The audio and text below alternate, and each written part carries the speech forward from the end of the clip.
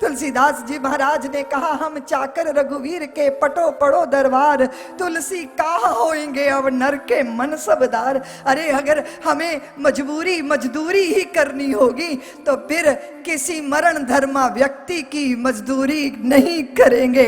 हम तो अपने श्री राम सरकार के चरणों में अपना सर्वस्व अर्पित करेंगे। इसलिए राजनैतिक गुलामी झेली हमने, पर कभी अपनी आत्माओं को प्रतंत्र नहीं होने दिया, अपनी आस्थाओं को डिगने नहीं दिया, अपनी श्रद्धाओं को शिथिल नहीं होने दिया। किसके बल पर? भगवान राम के नाम के आश्रय के बल धर्म धारण किया हमने। विपदाएं झेल गए, झंझावात झेल गए, तूफान झेल गए, अस्त व्यस्त हो गई हमारी व्यवस्थाएं, किंतु हमारे चित्त की श्रद्धाओं में न्यूनता नहीं आई। ये वो मूरी है, ये वो संजीवनी है, ये वो आधार है, ये धर्म का आधार है। हम भारतीयों का अगर कोई धन है तो वो भगवान का नाम ही हमारा धन है।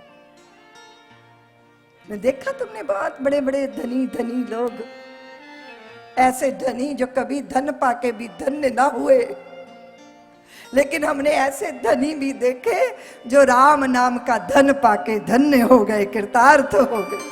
उनका अंतर प्रदेश प्रबल रहा, उनका अंतर साम्राज्य उनके हाथों में रहा। उनके अंतर साम्राज्य की श्री जो शांति है, आनंद है, वो उनके हाथ में है।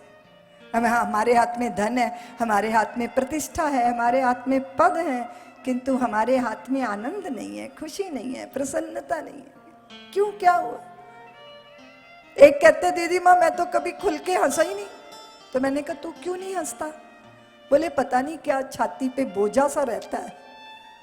मैंने कहा, हमें इंसान को, मनुष्य को ईश्वर ने हंसने के लिए, मुस्कुराने के लिए, क्यों नहीं मुस्कुरा रहा? तो कभी गधे को मुस्कुराते देखा है? गधा मुस्कुरा सकता है? गधा चाहे ठहाका मार के हंसना, देखा कभी गधे को हंसते? हाँ? और अगर गधा मुस्कुराने की कोशिश कर रहा हो तो समझ लो इंसान बनने की कोशिश कर रहा है, और अगर मनुष्य गुमसुम बैठा हो तो समझ लो क्या बनने की कोशिश कर रहा है।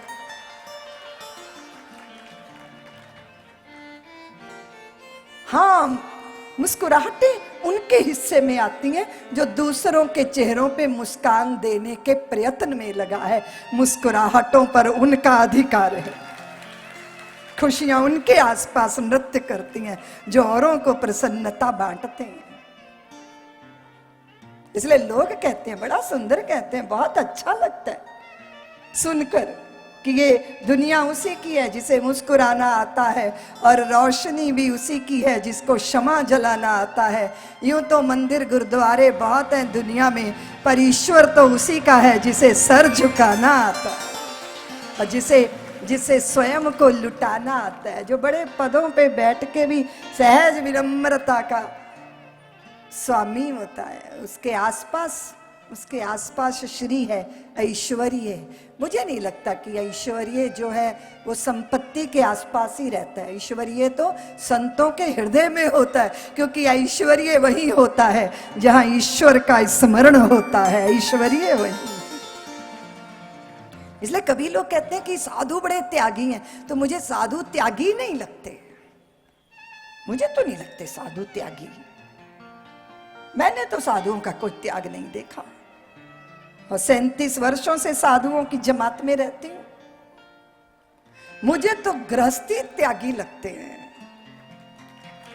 अब तुम सोच रहे हो दीदी माँ मेरी तारीफ कर रही है तो ताली बजा रहे हो, अच्छी बात है, तुम भी त्यागी हो। और यहाँ गृहस्थी और साधु होने का अर्थ, तुमने प्रिंटेड कपड़े पहने, हमने भगवा पहने, मैं ये विषय कहने ही रही हूं। अच्छा ये बताइए कि आपके पास चुनाव करने का अवसर हो, कि आपके पास एक तरफ पत्थर रख दिए जाए, कोहिनूर का हीरा रख दिया जाए, तो बताओ क्या चुनोगे तुम? बोलो ना, हीरा चुनोगे ना, पत्थर तो नहीं चुनोगे। तो साधुओं ने क्या चुना? जगत के कंकड़ पत्थर छोड़ दिए और राम रूपी हीरा स्वीकार कर लिया। परम विलास है ये। संत ही विलास करते हैं, क्योंकि जिनके पास राम के प्रति रति है वही आत्म विलास करता है, वही धन्य होता है, वही कृतार्थ होता है। आपने क्या चुना, निर्भर तो इसी पर करता है।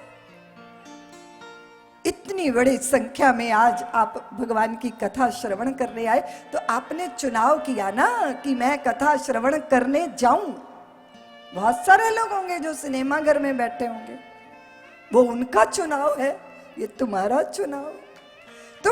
तुम कहती हो कि दीदी माँ राम किसके होंगे, जो राम को चुनेगा राम उसी के हो जाएंगे। इसलिए जो तुम्हारी चुनाव है, जो तुमने चुना, तुमने कथा चुनी।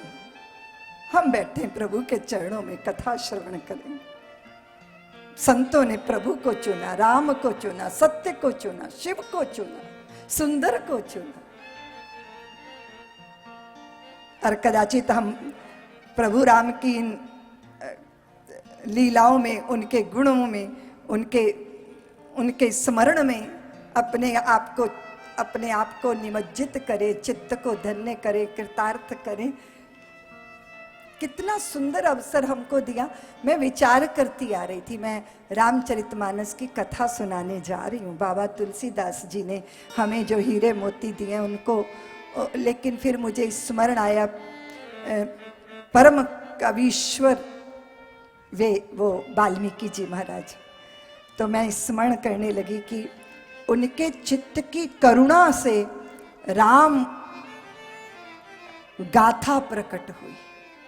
क्रौंच पंक्षी को, युग्म को प्रीत करते हुए किसी एक बहेलिये ने एक पक्षी को मार डाला और दूसरा साथी व्याकुल होके, आकुल होके विलाप करने लगा। उस दृश्य से द्रवित होकर वाल्मीकि जी के चित्त में करुणा पैदा हुई और उनके मुख से श्लोक निकला।